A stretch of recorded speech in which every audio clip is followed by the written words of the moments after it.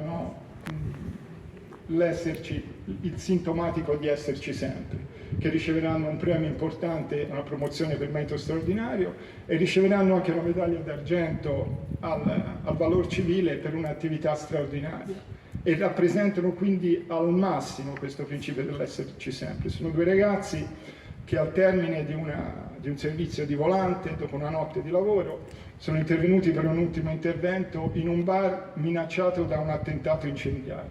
Hanno salvato il bar, il proprietario e il figlio che erano dentro.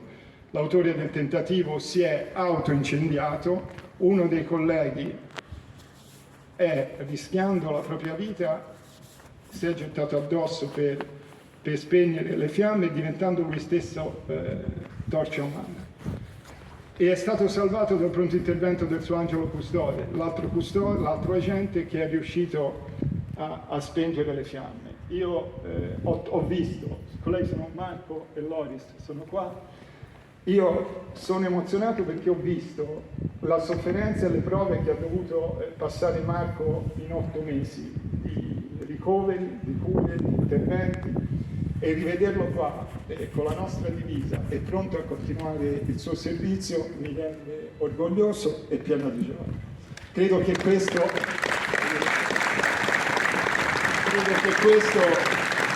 sia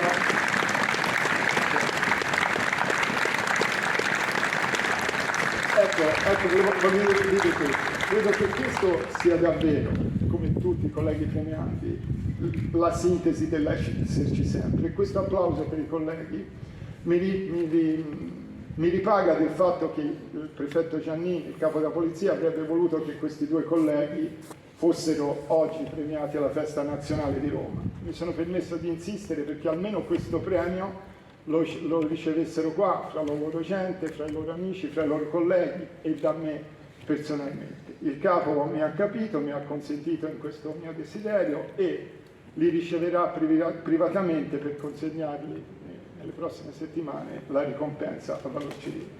Grazie a tutti, buona festa e un abbraccio a tutti quanti. E all'agente scelto Tola Loris.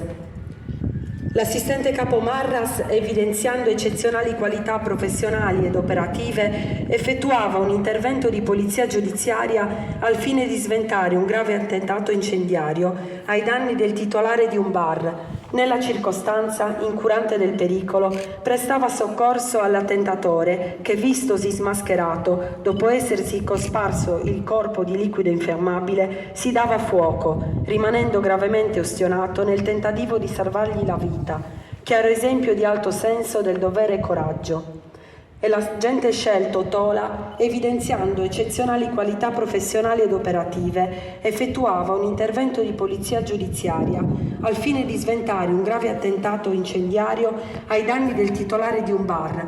Nella circostanza, incurante del pericolo, prestava immediato soccorso ad un collega e all'attentatore avvolti dalle fiamme, in quanto quest'ultimo, vistosi smascherato, si era dato fuoco. Chiaro esempio di alto senso del dovere e coraggio. Cagliari, 24 settembre 2021.